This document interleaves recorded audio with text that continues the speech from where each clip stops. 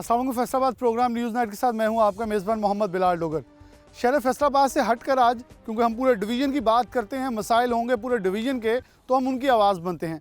ताने वाले से मसाइल के ऊपर हमें पॉइंट आउट किया गया कि सेहत और तालीम जो कि तरजीह है सिर्फ नाम की, वो यहाँ भी कुछ ऐसा ही मजाक हो रहा है। सेहत के ऊपर भी और तालीम के साथ भी। सेहत के साथ ये मजाक होता है कि जो सेहत की सहूलियात दी गई हैं वो सिर्फ महज रेफर टू फैसलाबाद है, और तालीम के अंदर मेरे आप आका में देख सकते हैं कि गंदे तालाब जो हैं उन्होंने स्कूलों को ज़ेर आब किया हुआ है।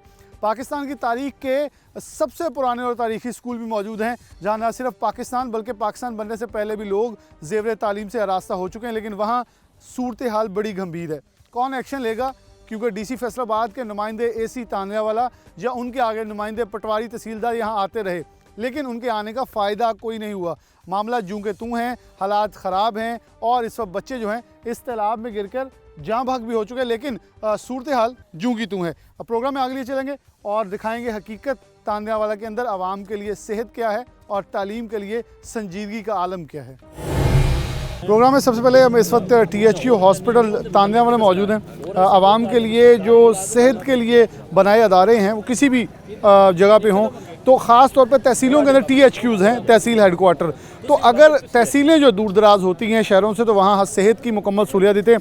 और हर गवर्नमेंट वो, मैं किसी भी कैटेगरी के लिए नहीं कहूँगा, किसी भी गवर्नमेंट की बात करें तो सेहत तालीम दोनों की तरजीह। आज का प्रोग्राम भी तानियावाला के अंदर हमारा सेहत और तालीम पे है, लेकिन सबसे पहले सेहत बेहतर होगी तो ही मामलात ज़िंदगी चलते हैं। लेकिन सेहत के मामलात इस हद तक गंभीर हो चुके हैं कि तानियावाला के अंदर एक लफ्ज़ बोला जाता है रेफर टू फैसलाबाद, कि जो मरीज़ आएगा, ये बहुत बड़ा हॉस्पिटल THQ, 60 से ज़ायद डॉक्टर्स की शॉर्टेज है यहाँ। और इसके अलावा अद्वियात नापैद होती हैं जब भी यहाँ कोई आए, और ख़ास तौर पर बेहोश करने वाले जैसे इंसीजिया के डॉक्टर कहते हैं वो भी मौजूद नहीं, अपनी सीटें खाली हैं। कितना का आवाम को नुकसान हो रहा है। अवाम हमारे से मौजूद, इनसे बात करते हैं। अस्सलाम वालेकुम जी। वालेकुम। कहाँ के रहने वाले हैं? यहाँ तानियावाला के। क्या कभी हॉस्पिटल में मसाइल कौन कौन से आपको लगता है? सबसे बड़ी चीज़ ये है कि ज़िंदगी को बचाने वाली दवाइयाँ भी यहाँ नहीं मिलती। कोई जो दवाई पूछो वो कहते हैं नहीं, आ भी नहीं रही।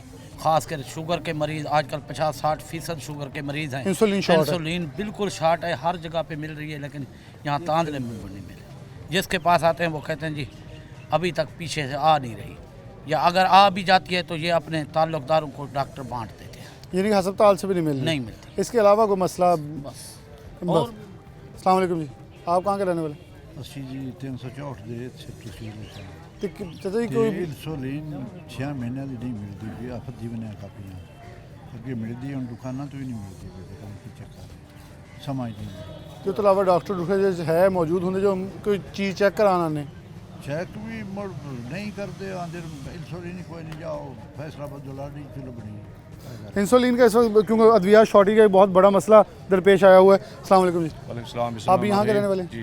अच्छा, क्या डॉक्टर्स की शॉर्टेज 60 से ज़ायद डॉक्टर शॉर्ट हैं अस्पताल? मुझे ये समझ नहीं आती जो अस्पताल चल कैसे रहा है, इतनी 8 लाख की आबादी का शहर है, फिर तो जो आएगा फैसलाबाद ही जाएगा क्योंकि डॉक्टर्स ही नहीं है। यहाँ पे ज़्यादा जो मसला है ना डॉक्टर की कमी की वजह है, और बाकी रश बहुत ज़्यादा होता है जिस वजह से उनको टाइम नहीं मिल रहा। तो बाकी जो मेडिसिन उनकी शॉर्टेज होती है, जो फ्रैक्चर हो जाए, हड्डी फ्रैक्चर हो जाती है, उसका मसला उनको रेफ़र कर देते हैं। तो जो इंसुलिन है, शुगर के उनके लिए बड़ी प्रॉब्लम है, हार्ट की प्रॉब्लम हो, इनके लिए भी इनको रेफ़र करना पड़ता है। तो जो हमारे बराए मेहरबानी जो हमारी हुकूमत पंजाब से दरख्वास्त है कि मेहरबानी करके जो डॉक्टर्स हैं उनकी कमी को पूरा किया जाए। जो मेडिसिन है, जो ये मरीज़ यहाँ पे ज़लील ख्वार होने हैं, उनकी जो ना जो परेशानी का अजाला किया जाए। तो बराए मेहरबानी करके यहाँ पे मेडिसिन का बंदोबस्त किया जाए और डॉक्टर का बंदोबस्त करें। बाकी जो सहूलतें हैं उनके लिए मेहरबानी करके जो हमारा वज़ीर आला पंजाब साहब हैं उनसे दरख्वास्त है मेहरबानी करके कि यहाँ पे जो बाकी देहात के रहने वाले ज़्यादा हैं उनके लिए मसाइल ज़्यादा होता है। तो क्योंकि उनके पास में पैसे भी नहीं होते, हर बंदा मजदूरी यहाँ से गाड़ी लेके फैसलाबाद जाना महंगाई बहुत ज़्यादा है, और जो हमारे हालात भी ऐसे मुल्क जा रहे हैं। तो बराए मेहरबानी करके जो हुकूमत पंजाब से दरख्वास्त की जाती है जो यहाँ पे सहूलतें भी दी जाएँ, जो बाकी डॉक्टर हैं उनके लिए भी मेहरबानी करके कोई ना कोई हल निकाला जाए। कोई भी निकाला जाए। ख़ास तौर पर अगर बात करें तो परवेज़ लाही जो हैं वही ख़ास तौर पर इस पर FIC के भी और या किसी भी इंस्टीट्यूट ऑफ कार्डियोलॉजी उन्होंने बहुत बनवाया। अस्सलाम वालेकुम। कहाँ के रहने वाले? बच्चे को चेक करवाने आए हैं, क्या कह रहे हैं डॉक्टर? डॉक्टर साहब ये कह रहे हैं दवाई नहीं है। कौन सी दवाई?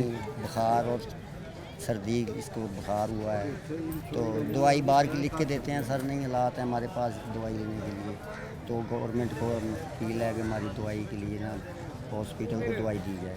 हॉस्पिटल को दवाई जी प्रोवाइड की जाए, क्योंकि अद्वियात जो हैं शॉर्ट हैं और अद्वियात नहीं मिल रही। ये पीछे देखिए ख़वातीन लाइनों में लगी हुई हैं पर्ची बनवाने के लिए, अंदर जाएंगे और जो पर्ची है उसके बाद आपको इंसुलिन जो है, और जब बहुत सारी अद्वियात जो हैं शॉर्ट हैं ओपीडी के अंदर, क्योंकि डॉक्टर्स नहीं हैं, हमने खुद आज देखा कि जो एमएस हैं वो बैठे ओपीडी के अंदर अपना चेकअप मरीज़ों का कर रहे हैं। तो इस हद तक भी पोजीशन ख़राब हुई है कि 60 से ज़्यादा डॉक्टर जब शॉर्टेज होगी तो जब वो चेक करेंगे तो बाकी जो ऑपरेशनल मामला है वो कौन देखा।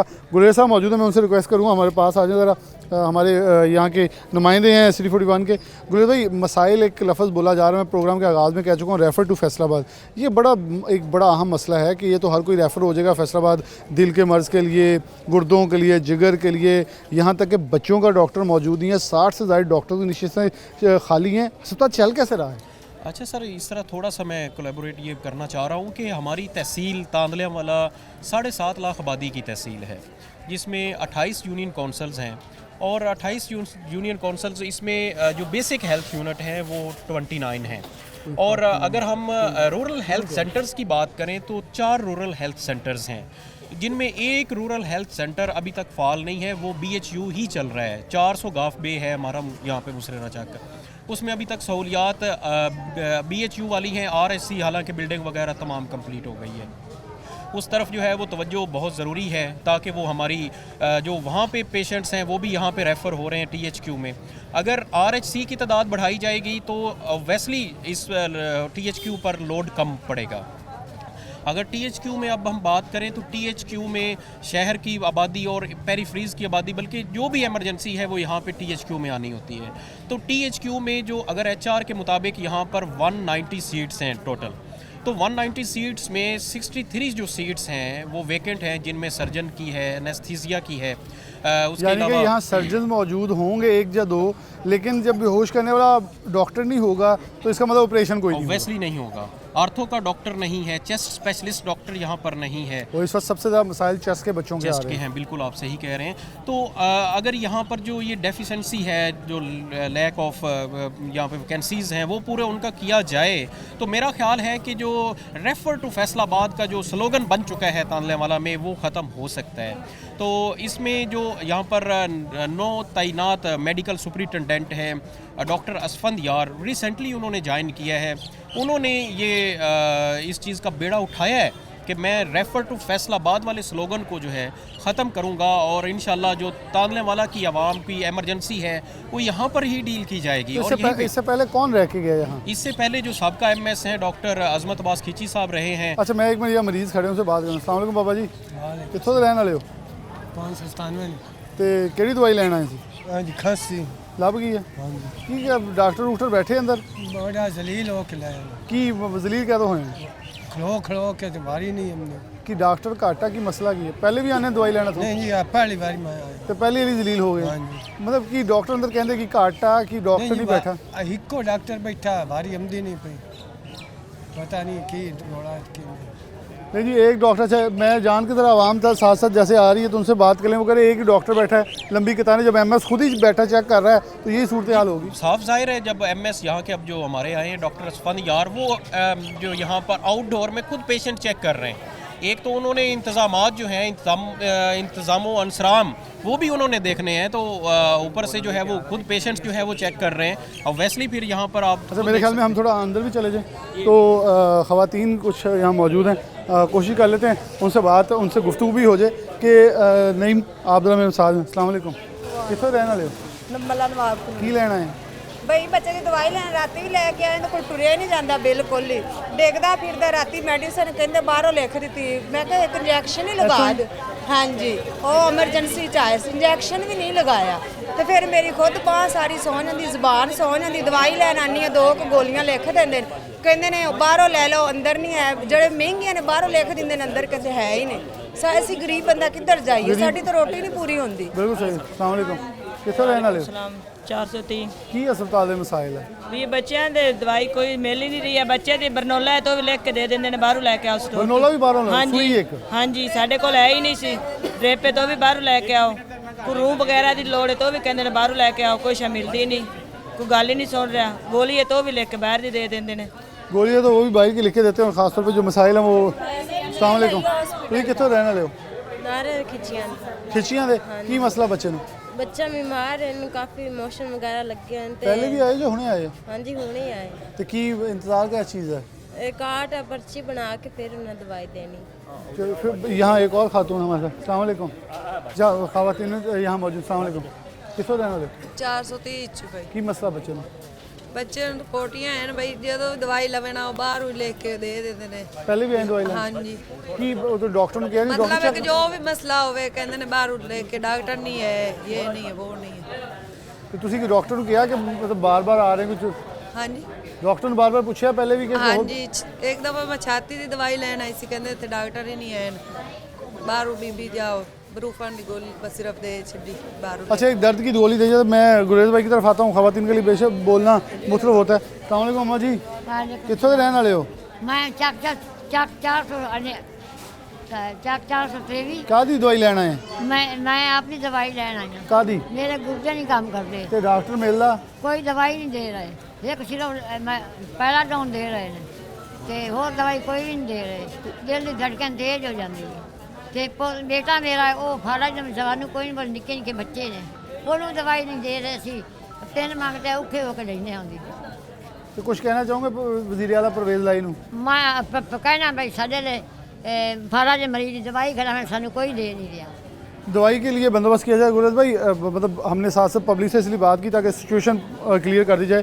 मतलब बच्चों के लिए उन्हें ये नहीं पता कि अभी बच्चों को चेक करवाने जाएंगे ना चेस्ट के लिए या किसी चीज़ के लिए डॉक्टर ही मौजूद नहीं है, तो फिर ये बच्चे वापस चल जाएंगे। एक MS है, वो कितनी जिम्मेदारियाँ अदा करेगा, ऑपरेशनल भी देखने हैं और उसने दीगर भी चीज़ें जो हैं वो भी देख। मेरे बेटे का नजरा कार मुथाज है और साडा डेरा बाहर इस नहर के उत्ते है सनपाल तो अगे ते उत्थे बुला सकते हो। वो मुथाज है, सबनू बंद है, कोई नहीं बोलता, काम ही नहीं कर सकता, मंजी से बैठा है, निक्के निक्के बच्चे ने, छोटे छोटे बच्चे देखें जी, हाथ में पर्ची लिए, और ख़ासतौर पर इस उम्र में जब आपने आधी से ज़्यादा अपनी आधी से ज़्यादा क्या पूरी उम्र भी गुजार ली उस मुल्क के अंदर, और आपने मेरे ख्याल में बहुत सारी खिदमत टैक्सेस सब कुछ दिए, लेकिन उसके बाद अगर आज भी सेहत की सहूलियात नापैद होंगी तो अफसोस तो होगा।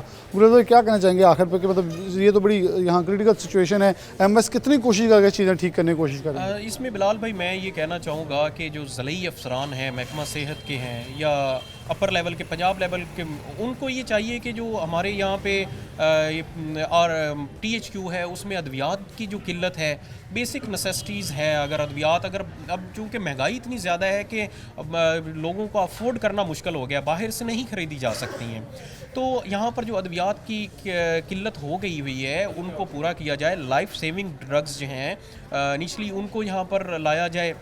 इंसुलिन की ओवरऑल तो कमी है, लेकिन अगर थोड़ा बहुत यहाँ पर जो अहम पेशेंट्स हैं जिनकी जो इंसुलिन के बगैर उनका गुजारा नहीं है, वो यहाँ पर उनके लिए अवेलेबल होनी चाहिए। और उसके साथ साथ दीगर जो मैदे की अद्वियात हैं, चेस्ट की अद्वियात हैं, वो भी यहाँ पर जैसे खातून ने कहा पैरालाइज जो फालिज की अद्वियात हैं वो भी जो है वो किल्लत है। तो मैं ये कहूँगा कि एक तो अद्वियात पूरी यहाँ पर आला अफसरान वो पूरी करें। जो मेन यहाँ पर स्टाफ की कमी है, डॉक्टर्स की कमी है, सर्जन की तैनाती नहीं है, तो वो हमारी यहाँ पर वो पूरी की जाए ताकि जो रेफर टू फैसलाबाद वाला स्लोगन है वो तानले वाला में। गुरेज भाई हमारे साथ ही मौजूद हैं, प्रोग्राम को आगे लिए चलेंगे कि ब्रेक लेंगे, ब्रेक के बाद दोबारा हाजिर होंगे, कोशिश करेंगे कि तालीम की बात करेंगे लेकिन साथ MS को भी अरेंज करने की कोशिश करेंगे, लेकिन प्रोग्राम हमारा कंबाइन है सेहत और तालीम। प्रोग्राम में आगे चलते हैं। THQ हॉस्पिटल ताने वाला में मौजूद हैं, डॉक्टर साहिबान मौजूद हैं हमारे साथ, जो MS हैं, कुछ बहुत सारे मसाइल जो हमें आवाम ने और ख़ासतौर पे हमारे साथ हमारे OSR जो हैं वो भी गुलरेज़ भाई मौजूद थे, उन्होंने थोड़ी सी हमें बताएं। तो हमारे साथ डॉक्टर असफंद यार मौजूद हैं, उनसे बात का आगाज़ करते हैं। उसका बहुत शुक्रिया वक्त देने के लिए। कैसे देख रहे हैं, एक कॉन्सेप्ट था, एक लफ्ज़ सुना मुझे, वो मज़ायका खेज़ लगा, लेकिन आपने उसके ऊपर बड़ा काम किया, रेफ़र टू फैसलाबाद को ख़त्म करने की कोशिश कर रहे हैं। इस कॉन्सेप्ट को कैसे ख़त्म करेंगे, क्योंकि ये बहुत एक समझा जाता है, कभी भी किसी बैकवर्ड एरियाज़ में ना भी हों लेकिन उन्हें बना लिया जाता है, चलें जी अच्छा अगले अस्पताल तोड़ दो। वो कहते हैं फैसलाबाद के बहुत सारे हॉस्पिटल लाहौर चलाने के लिए हैं, और ये चीज़ें बड़ा चलती हैं और ख़ासतौर पर नज़दीकी शहरों को ये नुकसान भी होता रहता है। जी बिस्मिल्लाहिर्रहमानिर्रहीम, बिल्कुल आपकी ये बात ठीक है कि पेरिफेरी से बड़े अस्पतालों के अंदर रेफ़र करने का रुझान नो डाउट पाया जाता है, लेकिन उसमें एक चीज़ मैं अर्ज़ करूँ कि जिस तरह आप तहसील हेडकोार्टर हॉस्पिटल्स की अगर हम बात करें और इसी तरह जो DHQs हॉस्पिटल हैं, हर ज़िले के अंदर एक DHQ होता है, तो वहाँ एक तो स्पेशलिटीज़ का फ़र्क है। यानी कुछ ऐसे डॉक्टर्स जो कि DHQ के अंदर अवेलेबल हैं वो तहसील हेडकोार्टर्स की SNE में शामिल ही नहीं होते, तो इसलिए वो तो फिर मजबूरन उनके जो मुतल्लिका पेशेंट अगर हमारे पास आ जाएँ इमरजेंसी में, उनको रेफ़र ही करना पड़ता है।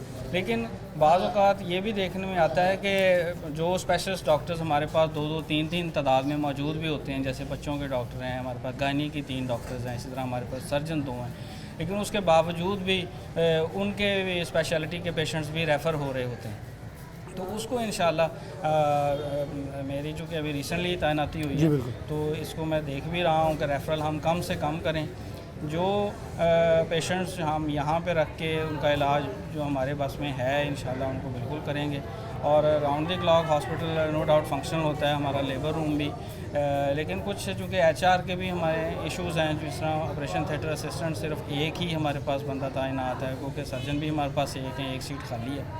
तो अगर ये हमें HR अवेलेबल हो तो हम इसमें इंशाल्लाह इवनिंग और नाइट शिफ्ट भी शुरू करेंगे। बाकी कुछ डिपार्टमेंट जिस तरह इमरजेंसी है वो भी हमारी रिवैम्पिंग में नया ब्लॉक हमने स्टार्ट किया है और वहाँ बिल्कुल अच्छी सर्विसेज दी जा रही हैं। डायग्नोस्टिक ब्लॉक को हम अभी पुरानी बिल्डिंग से नई इमरजेंसी बिल्डिंग में, जैसे लैब है हमारा, ब्लड बैंक है, उसको शिफ्ट करने जा रहे हैं। तो इंशाल्लाह बाकी भी तैनाती का भी नहीं देना है, लेकिन शायद आपको लगा होगा कि बहरान बहुत सारे हैं, वो एक बड़ी लंबी फहरिस्त है जो कि खाली सीटों की है, उनको पुर करेंगे तो मेरे ख्याल में वैसे ही रेफ़र वाला सिस्टम तो आधा वाइंड अप हो जाएगा। लेकिन बहुत ज़रूरी होगा यहाँ बच्चों के लिए ख़ास तौर पर बहुत सारे डॉक्टर्स की ज़रूरत होगी, क्योंकि सबसे ज़्यादा बड़ी तादाद इस वक्त हमारे नौजवान, इस वक्त मौसम के अंदर भी देखें तो बच्चों के अंदर बहुत बीमारियाँ फैल रही हैं, फिर डेंगू देखें और मेरे ख्याल में वबाई अमराज भी चलते रहते हैं। तो चीज़ों को लग रहा है कितनी जल्दी आप इसके ऊपर कैटर कर लेंगे? नहीं, ये तो जैसे कुछ चीज़ें जो मौसमी उसके तहत कुछ बीमारियां ज़्यादा होती हैं, जैसे आजकल नमूनिया के, चेस्ट इन्फेक्शन और ब्रोंकोलाइटिस के पेशेंट ज़्यादा आ रहे हैं, और फिर बच्चे जो हैं वो ज़्यादा प्रोन होती हैं इन्फेक्शंस को, क्योंकि उनकी क़ुव्वत मुदाफ़ियत कम होती है। तो नो डाउट कि हैवी OPD चल रहा है। आज हमारे पीडियाट्रिशियन नहीं थे तो आपने देखा है, क्योंकि मेरी पोस्ट ग्रेजुएशन पीड्स में है, तो मैं पहले बेहतर MS रहा हूँ, तो आज मैंने ख़ुद भी OPD किया है। वो सिर्फ इसलिए है कि बच्चे निगलेक्ट ना हो। तो इंशाल्लाह इसमें मेरा प्लान है कि अभी हमारे पास चूँकि नर्सरी जो वार्ड चल रहा है वो एक छोटा वार्ड है, जगह उसकी कम है, तो हम इंशाल्लाह जो हमारा इमरजेंसी वार्ड है उसके ऊपर प्रॉपर एक बच्चों का वार्ड और नर्सरी, वो इंशाल्लाह 10 बेड्स की नर्सरी हम इस्टेब्लिश करेंगे और इंशाल्लाह प्रॉपर इंडिपेंडेंट वार्ड हम बनाएंगे, ताकि जो ख़ासकर बच्चे जो आ रहे हैं, ताकि एक तो ये उनके लिए ये ना हो कि उनको रेफ़र करना पड़े, बल्कि उसकी गुंजाइश भी दाखिले के लिए बढ़ सके और उनका इलाज इधर ही इंशाल्लाह करेंगे। बहुत शुक्रिया डॉक्टर साहब मौजूद। डॉक्टर साहब ने एक उम्मीद दिलाई कि चीज़ें बेहतर, क्योंकि अगर हम पुराने आज से 10 दिन पहले आते तो शायद सवालात मुख्तलिफ होते, लेकिन आज हमने ख़ुद जब आए तो ये, मैं वैसे अपने प्रोग्राम में कतराता होता हूँ अमूमन कि किसी ऐसी अथॉरिटी को लिया जाए जो सिर्फ ये बताए सब अच्छा चल रहा है पाजी, सब ठीक हो रहा है और सब ऊपर भी अच्छे की रिपोर्ट चलेगी, उन लोगों से इस तरह आप करते। लेकिन क्योंकि MS साहब खुद OPD के अंदर इलाज मुआवजे के लिए लोग मरीज़ों को खुद चेक कर रहे थे, तो हमने फिर इन्हें मौक़िफ़ लेने के लिए ज़रूर साथ जो है शामिल किया, इनसे इस हवाले से चीज़ें भी ली कि इस वक्त चल क्या रहा है, हो क्या रहा है, आने वाले दिनों में क्या होगा। एक ब्रेक लेते हैं, दोबारा हाजिर होते हैं।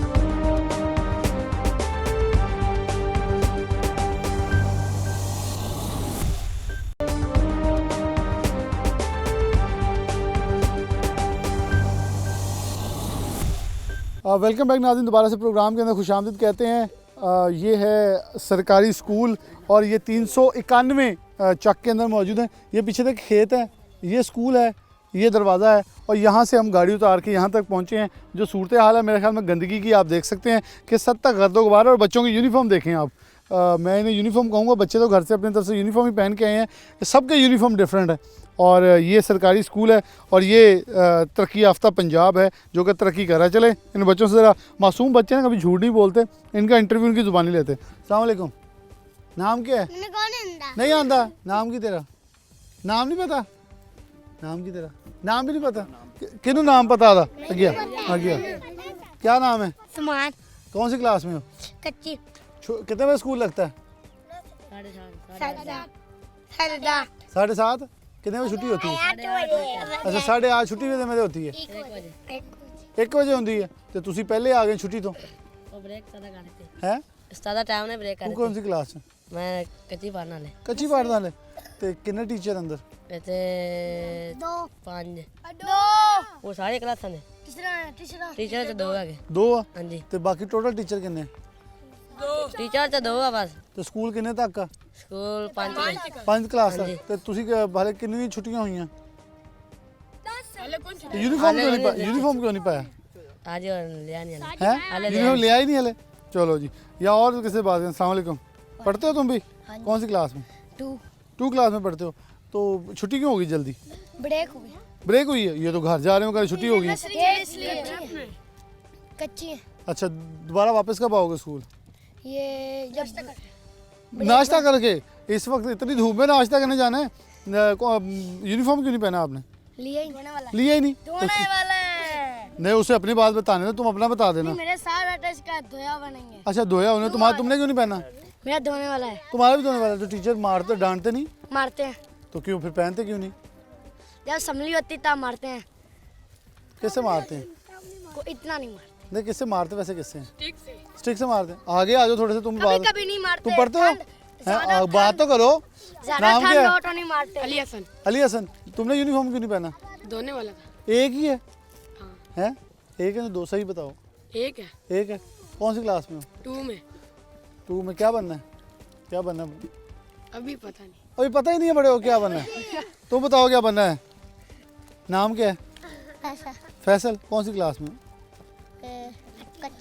कच्ची में हो तो यूनिफॉर्म कहाँ है तुम्हारा धोने वाला तुम्हारा भी धोने वाला है यहाँ सबका ही धोने वाला है वैसे ये बहाना आम है अस्सलाम वालेकुम तुम भी पढ़ते हो हाँ जी नाम क्या है मोहम्मद अहमद कौन सी क्लास में हो 5 5 क्लास में हो तो आप क्यों बाहर आ गए वो कह रहे अभी 5 को छुट्टी नहीं हुई नहीं हुई अभी अब ब्रेक हुई यूनिफॉर्म कहाँ है ओ धोने वाली है तुम्हारा भी धोने वाली है एक क्यों है हाँ जी एक क्यों है यूनिफॉर्म एक हाँ ओ मम्मी ने एक दे दी थी एक ही है तो क्या बनना चाहते हो बड़े होगे फौजी हैं फौजी बनोगे किसको मारना है दुश्मन को मारना है दुश्मन सारे मारेंगे जी बहुत शुक्रिया आपका नाम क्या है बेनियामीन कौन सी क्लास में कच्ची क्लास कच्ची में यूनिफॉर्म कहाँ है धोने वाला है लो जी इसका भी धोने वाला है ये वैसे अच्छा मामला है सारे बच्चे बड़े मासूम है इधर हो जाओ ज़रा सारे आगे चलते हैं नहीं में आ जाएं ज़रा हम चलते हुए यहाँ से स्कूल की तरफ बढ़ते हैं और सूरत हाल जो है बड़ी गंभीर है जी बच्चों की इस वक्त सूरत हाल यहाँ जो है थोड़ा सा आराम से चलें क्योंकि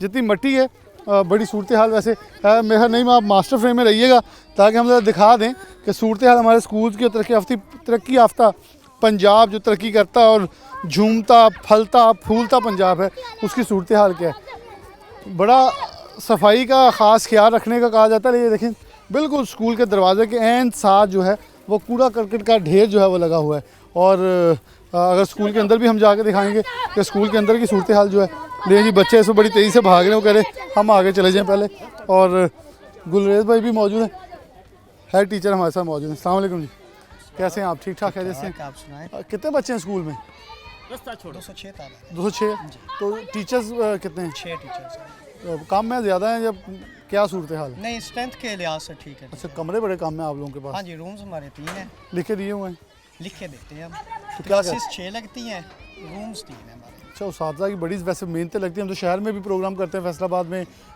दीगर शहरों में भी जाते हैं लोग बड़े उस्तादा बड़े तंग हैं जी प्रेशर बहुत है बच्चों के पास लेकिन यूनिफॉर्म नहीं है और पसमानदगी भी है तो उसके ऊपर बच्चों को डांटते नहीं हम बिल्कुल बच्चों की करते हैं यूनिफॉर्म का करते हैं और बच्चों के टाइम टेबल का ख्याल रखते हैं जी तो ये बाहर क्लासेस का भी यही रीज़न है कि क्योंकि अंदर रूम्स थोड़े हैं। अच्छा ये कितने साल पुराना स्कूल है ये काफ़ी अर्सा पुराना है हमारे इनके मुताबिक 100 साल पुराना स्कूल है तकरीबन और ये बिल्डिंग्स भी उस वक्त की बिल्डिंग्स उसके बाद बनी है तो अभी ये बिल्डिंग्स काबिल इस्तेमाल हैं या बिल्डिंग्स हैं काबिल इस्तेमाल तो हैं 3 रूम्स हैं काबिल इस्तेमाल तो 3 क्लासेस अंदर लग जाती है तो टोटल क्लासेस आपके पास 6 क्लासेस तो 3 बाहर बैठती हैं तो फिर बड़ों को बाहर बिठाते हैं क्योंकि सर्दी में तो बड़ों को बाहर बैठना नामुनासिब हो जाएगा वो ये होता है ना कि बच्चों के लिहाज से चेक कर लेते हैं क्योंकि अगर बारिश वगैरह मौसम ख़राब हो तो फिर छोटे बच्चों को अंदर कर लेते हैं बड़े बच्चों को फिर गिरामते हैं तो वो हम यूज़ कर लेते हैं तो क्या आप एक टीचर होने के नाते गवर्नमेंट से मुतालबा करेंगे क्योंकि जितनी जगह पड़ी हुई है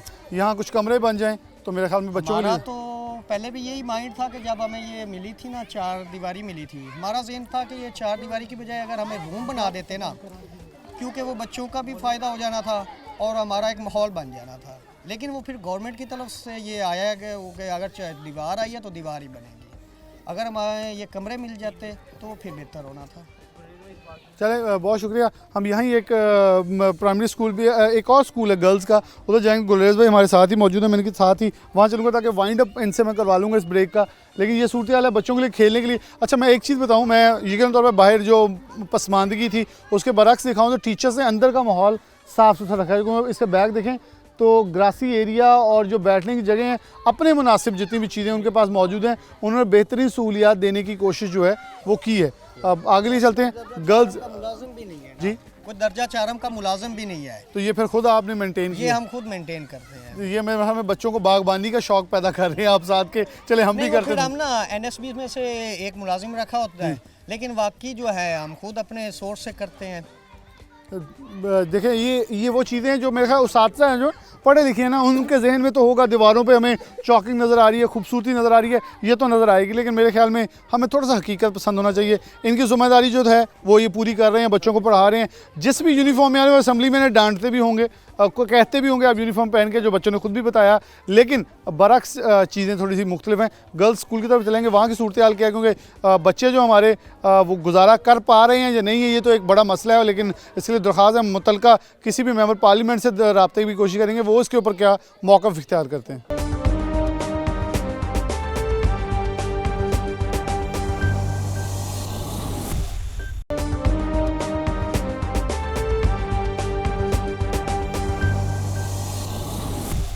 वेलकम बैक नाज़रीन, दोबारा से प्रोग्राम के अंदर खुशामदीद कहते हैं। इस वक्त हम मौजूद हैं गवर्नमेंट गर्ल्स एलिमेंट्री स्कूल 391 जो कि यूनियन काउंसिल नंबर 81 बनती है जीम पे, और ये एक सरकारी एलिमेंट्री स्कूल है जहाँ 9वीं जमात तक तालिब इल्म जो तालबा हैं वो पढ़ रही हैं, ज़ेवर तालीम हासिल कर रही हैं। हमारे साथ टीचर्स मौजूद हैं, प्रिंसिपल भी हैं, उनसे बात का आगाज़ करेंगे। अस्सलाम वालेकुम जी, थोड़ा सा आगे आ जाए। अस्सलाम वालेकुम। अच्छा, ये कितनी तादाद है स्कूल में? तकरीबन 300 तादाद है। और टीचर्स कितने हैं? टीचर है 8 टीचर। हाँ जी। तो ये स्कूल का बिल्कुल साथ तालाब है, हाँ बड़ी गंदी सूरत हाल है। हाँ जी। तो इस पे क्या मुश्किलात नहीं आती? देखें दीवार आपने बड़ी ऊंची करवाई, बीमारियां बड़ी। हाँ जी, ये इस तरह है कि बच्चे ये इधर गिर भी जाते हैं, बच्चों का बहुत ज़्यादा मसला है, आने जाने का बहुत ज़्यादा मसला बनता है। हम टीचर इधर से आते शहर से आती हैं तो हमें भी ये बहुत ज़्यादा मसला बना हुआ है।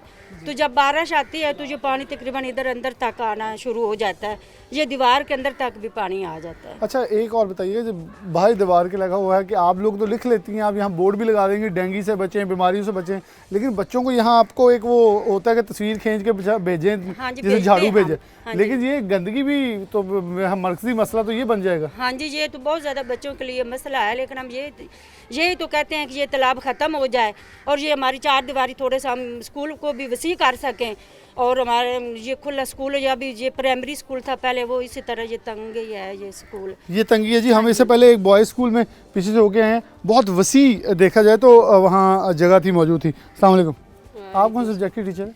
मैं रैपिड टीचर हूँ। अच्छा, अब क्या समझते हैं बच्चों के लिए कितना ज़रूरी है सफाई और सुथराई? जब हम बच्चों को पढ़ाते हैं सफाई निस्फ़ ईमान है। सफाई है जितनी कि ज़िंदगी बच्चे इंसान के लिए ज़रूरी, उतनी ज़रूरी सफाई भी है इंसान के लिए। तो ये तालाब जो है ये तो हमें इसने बहुत तंग किया हुआ है, सारे गांव का पानी इस तालाब में आता है जिसकी वजह से खुश्क नहीं हो रहा। तो हम गवर्नमेंट से यही अपील करते हैं कि ये इसको किसी न किसी तरह ख़त्म किया जाए, ताकि ये लोगों का रास्ता है ये भी बंद हुआ हुआ है और ये रास्ता जो खुल सके और हमारा स्कूल बड़ा हो जाए, हाई स्कूल हो जाए, क्योंकि स्ट्रेंथ हमारी बहुत ज़्यादा है और हमारे पास तादाद ज़्यादा है और कमरे कम है। एक हमने क्लास जो है 2 क्लासें एक कमरे में बिठाई हुई हैं और बच्चों को सांस लेना भी बहुत मुश्किल है। सांस लेना मुश्किल है। तो पीछे से नहीं ज़रा आप दिखा दें तो बड़ा साफ़ सुथरा सा टाइडी सा स्कूल है, नीट एंड टाइडी स्कूल है, बड़ा ख़ास ख्याल रखा हुआ है ताकि कोई भी किसी किस्म की गंदगी ना हो। लेकिन देखें इतने रकबा, अगर हम पीछे देखा स्कूल पर बहुत रकबा था, वो अपनी कोशिश करें, लेकिन अगर इसे वसी कर दिया जाए तो नहीं। मेरे साथ आप आ जाएँ बाहर, हम ताकि वो तालाब दिखाते हैं जो बच्चों की जान भी ले चुका है, और लेकिन ताहाल अभी भी वो ख़त्म नहीं कि हमारे साथ साबिक चेयरमैन भी वहाँ मौजूद होंगे, उनके साथ भी उनके पास भी चलेंगे। और ये रोड है जी, मेन एंट्रेंस चेक कर लें ज़रा, गंदगी के लाते तो कोई एंट्रेंस नहीं है, कोई गाड़ी नहीं आ सकती स्कूल के अंदर अगर किसी किस्म की कोई हंगामी सूरत हाल हो जाए। और यहाँ की तालबा और जो कि मेल स्कूल से आने वाला रास्ता भी ये था, बंद हो चुका है। यहाँ कुछ बच्चों की डेथ की भी खबरें चल चुकी हैं। यहाँ इसी तालाब के अंदर यहाँ गिर के जो हैं वो बच्चे मेरे ख्याल में जिनकी अमवात हो चुकी है। मैं थोड़ा सा इसके करीबी चलूँगा, फिर जब दीवारों के ऊपर ये लिखा है कि सफाई निस्फ ईमान है, डेंगू से बचाएं, डेंगू से महफूज रहें। ये तालाब है जी और ये स्कूल है, और ये अगर वहाँ जाऊँगा तो बिल्कुल तालाब के साथ जो है स्कूल की दीवार जो है वो लग चुकी है और पानी ऊपर चढ़ चुका है, और बारिश आ जाए तो ज़्यादा सिचुएशन हो जाती है ख़राब। हमारे साथ दोस्त मौजूद हैं, इनसे बात साबिक चेयरमैन साहब मौजूद हैं। सबसे पहले बहुत शुक्रिया आपका जी। बड़ी अफसोसनाक सूरत हाल है, आप चेयरमैन भी हैं, लोग आपसे पूछते होंगे कि क्या करें, क्यों आखिर सुनता क्यों नहीं है? यहाँ बच्चे भी अमवात भी हो चुकी हैं इससे पहले। देखिए जी, बहुत बहुत शुक्रिया आपका कि आपने इस इशू को हाईलाइट किया और इस मसले को आपने हाईलाइट किया है। देखिए, हमने बार बार इसकी एप्लीकेशन भी दिए, मीडिया को भी बुलाया है, लोगों को भी अवेयर किया इस बारे में कि ये हमारे गांव का एक मेन मसला है। देखें, ये स्कूल हमारा इस इलाके का सबसे पुराना स्कूल है, बॉयज़ का भी और गर्ल्स का भी, और इस तालाब की वजह से 2-3 बच्चों की डेथ हुई है जो हमने मीडिया पे भी रिपोर्ट करवाई, लेकिन हमारा इस सारी एफर्ट का जो है कोई हल नहीं हुआ। ठीक है जी, हमने बार बार पिछले दिनों डीसीओ से भी रिक्वेस्ट की इधर आए कि जी ये देखें, हमारा इतना बड़ा जो मसला है, मेन गांव में बच्चे पढ़ने के लिए जाते हैं, स्कूल में खेलने के लिए जाते हैं, ठीक है, और भी कोई एक्टिविटी हो तो ये एक रास्ता है गांव का मेन, ठीक है, लोगों ने मुरब्बे की तरफ भी जाना होता है, लेकिन इसकी कोई सुनवाई नहीं हो रही। ठीक है, इसको जो है वो कोई जो है वो प्रायोरिटी नहीं दी जा रही किसी भी फॉरम पे। तो हमारी आपके तवसत से ये रिक्वेस्ट है अरबाब इख्तियार से कि हमारे इस मसले को हल करें, ठीक है, और बच्चों की मज़ीद ज़िंदगियाँ ज़ाया होने से बचाएं। ज़िंदगियाँ ज़ाया होने से बचाएंगे। मैं तो डीसी फैसलाबाद इमरान अहमद शेख साहब से मुतालबा करूँगा कि आप जहमत नहीं करेंगे तो एसी साहब को कहेंगे वो थोड़ी सी जहमत करें, या अपनी गाड़ी लाएँ ये गेट तक। आपको मालूम, मेरे ख्याल में मेरी आप बीती या मेरी दर्दनाक कहानी सुनाने से पहले खुद ही मालूम हो जाएगा कि यहाँ आना कितना मुश्किल है, क्योंकि इस रोड से यहाँ तक पहुँचना एक बहुत बड़ा मराला है। उसके बाद फिर आगे की सूरतें आप देखेंगे, मेरे ख्याल में शर्म नहीं तो एटलीस्ट एहसास ज़रूर आप लोगों को हो जाएगा कि हम यहाँ के जवाबदेह हैं। कल जवाब तो देना पड़ेगा आप लोगों को, आवाम को हो या किसी को भी। अस्सलाम वालेकुम। वालेकुम। आप यहीं के रहने वाले हैं? मैं यहाँ का नंबरदार हूँ। तो पहले भी गवर्नमेंट की तरफ से, महकमा एजुकेशन की तरफ से यहाँ पे हमारे पास हमला आया है, पटवारी साहब को भी एसी ने भेजा है दो, तो हमने सब रिपोर्ट उनको करवाई है। तो ये प्राइमरी स्कूल का हिस्सा अभी तक हमारे हाई स्कूल का चल रहा है। तो अभी तक इतना तंग जगह है कि क्लासें बाहर बिठानी पड़ती हैं। हमारे पास 6 कमरे हैं, 9 क्लासें इधर बैठी हैं। अभी 10th की क्लास इस दफ़ा इंशाल्लाह स्टार्ट हो जाएगी। तो यहाँ से बच्चे जब गुजरते हैं, अभी तो रास्ता कुछ बना है, हमने अपने पैसों से ट्रालियाँ मिट्टी की इधर सटवाई हैं, लेकिन इसके बाद जब बारिश आती है तो यहाँ से बच्चों का गुजरना मुश्किल हो जाता है। तकरीबन 4 किलोमीटर के फासले पर आकर वो सामने बॉयज़ स्कूल है, वहाँ लड़के जाते हैं। जो लड़कियाँ इधर आती हैं तो इसी वजह से जब खेलने आती हैं तो वो तालाब में पानी की तरफ जाती हैं तो नीचे गिर जाती हैं, और 3 डेथ हो चुकी हैं। तो इसके लिए पहले भी 41 वाले इधर आए थे, उन्होंने बच्चे की लाश भी रिपोर्ट करवाई थी, लेकिन उसके बाद कोई हाल इस तालाब का नहीं हो रहा। हाँ भी मुतालबा ये तो साथ करते रहेंगे, और अगर एसी डीसी उनके नुमाइंदे आते हैं, वैसे भी पटवारी आते हैं, तो अगर नहीं कुछ होता ये तो बड़ी अफसोसनाक सूरत है। अस्सलाम वालेकुम। वालेकुम। अच्छा, आप इससे पहले भी कुछ चीज़ बता रहे थे कि ये तालाब बड़ा पुराना है, बड़े चंद घरों का यहाँ पानी आता है, लेकिन बड़ा देर से चलता आ रहा है तालाब। सर इनका बड़ा वड्डा मसला है साडा, ये हल को नहीं होंदा पिया। बड़ी वारी है क्या सारे आउंदे रहन जांदे रहन, ना कोई सियासतदान इहदे दिलचस्पी लैंदा पिया है ते ना कोई गवर्नमेंट दिलचस्पी लैंदी, ते असीं इस तो बड़े तंग आए, ते इनदा लिहाजा मेहरबानी करके तुहाडे वसीले नाल ये साडा हल करवाया जाए। इसका कोई सदबाब किया जाए। आप कुछ कहना चाहेंगे? स्कूल से आप हैं मुलाजिम? जी, स्कूल का ही मुलाजिम हूँ मैं तो यही कहना चाहूँगा कि जितना हो सकता है इसके बारे जो है ना कुछ सोचा जाए। इंट्रेंस है, बच्चों को आने जाने में बहुत दुश्वारी होती है, बारिश होती है तो तब जो है ना यहाँ पे खड़े होकर बच्चों को गुजारना पड़ता है। उसके अलावा ये हमारा एग्ज़िट दरवाज़ा है, उसकी तरफ वाशरूम है, वो सरदबा हो गए हैं, और बिल्डिंग को तकरीबन जितना हमसे हो सकता था हमने कवर किया है। ये 10 दिन 15 दिन हुए हैं ये जो रास्ता बना, इसके अलावा जो है ना कोई और रास्ता नहीं था निकलने के लिए भी और जो है ना इंट्रेंस के लिए भी। हमारे ऑफिसर जो आते हैं वो अपनी गाड़ियाँ वो पीछे मस्जिद की तरफ खड़ी करके आते हैं, या इधर जो है ना स्टेशन के पास, स्टेशन तो नहीं है फाटक है, वहाँ पर खड़ी करके और खुद जाना पड़ता है उनको लेने के लिए। आप क्या कहेंगे? मतलब ये तो सीपेज से भी बड़ा दीवारें जो आपकी हैं वो नज़र आ रही है जैसे सीपेज उनके ऊपर जा चुकी है। जी, बस यही कहना चाहूँगा कि ये तालाब बंद कर दिया जाए और ये स्कूल में शामिल कर दिया जाए, ग्राउंड बन जाए बच्चों के लिए खेलने के लिए। और ये जो बीमारियां बन रही हैं बच्चों को, खांसी, नज़ला, ज़ुकाम वगैरह इसी वजह से हो रहा है। तो मेरा तो यही मशवरा है कि ये बंद हो जाए, ये बंद हो जाए, स्कूल में जगह शामिल हो जाए। और यहाँ गुलेर भाई आपसे आखिरी 1 मिनट चाहूँगा कि यहाँ सांस लेना, मेरे ख्याल में हमें यहाँ ताफुन इतना है कि सांस लेना महाल है। तो स्कूल के अंदर बच्चे जो हैं, आप एक तरफ पूरे पाकिस्तान में ये हुआ, पंजाब में ये हुआ, किसी भी स्कूल के साथ तालाब ना हो, गंदगी ना हो, गिलादत उठा दें, ये तो मुंह बोलता सबूत है। यहाँ तो मेरे ख्याल में एक्शन तो लेने के लिए दीवारें चीख चीख के पुकार रही हैं, बच्चे अंदर बीमारियों से तड़प रहे होंगे कि जिस हद तक सूरत हाल ख़राब हो रही है। बिलाल भाई, सारा सिनेरियो, सारा विज़िट आप तो कर चुके हैं। ये जहाँ पे अब हम खड़े हैं, ये गर्ल्स एलिमेंट्री स्कूल 391 गाफ में है। ये प्राइमरी से अपग्रेड हुआ है, एलिमेंट्री में गया है, लेकिन जो इसकी अपग्रेडेशन के साथ क्लासरूम्स की तादाद में इजाफा होना चाहिए था, वो नहीं हुआ है। ओवरऑल एलिमेंट्री क्लासेस के लिए 6 क्लासरूम्स जो हैं वो मौजूद हैं। इंतहाई अफसोसनाक सूरत हाल है। महकमा एजुकेशन पर जो है ये सवालिया निशान है। अगर यहाँ पर सरकारी स्कूल्स में सहूलियात नहीं होगी तो बच्चे यहाँ पे कैसे कोई पढ़ाएगा। ऑब्वियसली जो प्राइवेट जो इंस्टीट्यूशंस हैं वो डे बाई डे तरक्की करते जाएंगे। इस स्कूल के हवाले से 300 प्लस तादाद है। अब 300 प्लस तादाद के लिए जो 2-2 क्लासेस को एक रूम के अंदर जो है वो बिठाना पड़ता है। अब बाकी जो मेन इसका अहम इशू है वो तालाब का है। चंद आबादी के जो घर हैं उनका पानी यहाँ पे आता है। अगर इसको खाल बनवा दिया जाए और इसका जो है वो कहीं से निकासी का सिस्टम बना दिया जाए, मेरा ख्याल है कि इस स्कूल की जो बिल्डिंग है वो भी वो एक्सटेंशन हो सकती है। और जो यहाँ पर 3 अमवात हो चुकी हैं, जो बच्चे डूब के मर चुके हैं यहाँ पर स्कूल आने वाले, उनके वो भी हम बच सकते हैं। तो मेरी ये अरबाब अख्तियार महकमा एजुकेशन के जो सूबाई ऑफिसर्स हैं, तो वज़ीर तलीम से भी मैं रिक्वेस्ट करूँगा कि यहाँ पर जो है वो इस सेवरेज के मसले को हल किया जाए। और इस स्कूल के हवाले से क्योंकि ये अगर बॉयज़ स्कूल की बात करें तो 100 साल से ज़ायद अरसा हो चुका है उस स्कूल को बने हुए। तो सिख, हिंदू और दीगर जो मज़ाहिब हैं उनके जो वो यहाँ से पढ़ के माइग्रेशन जब 1947 में वो यहाँ से फिर गए हैं।